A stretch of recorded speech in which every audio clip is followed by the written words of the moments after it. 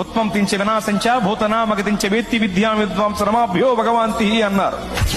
అంటే దేవుడనబడిన వాడు సృష్టించుటకు సంహరించుటకు తగిన శక్తి కలిగి ఉండాలి. భూత భవిష్యత్ వర్తమాన కాల విషయములను ఎరిగి ఉండాలి.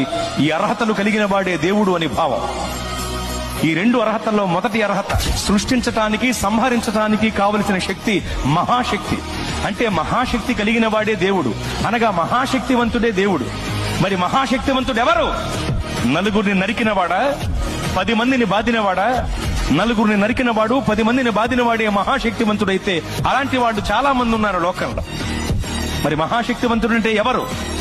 ప్రపంచమంతా దేన్నైతే జయించలేకపోతుందో దానిని జయించిన వాడే మహాశక్తివంతుడు. ప్రపంచమంతా నాటికి నేటికి ఏనాటికి మరణమును జయించలేకపోతోంది.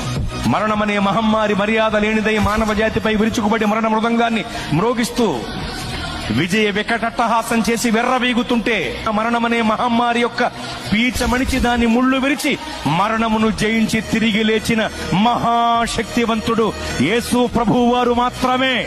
ఓ మరణమా నీ ముళ్ళు ఎక్కడ, నీ విజయం ఎక్కడ? నీ ప్రభువు అడిగితే మృత్యువుకు ముచ్చెమటలు పట్టాయి.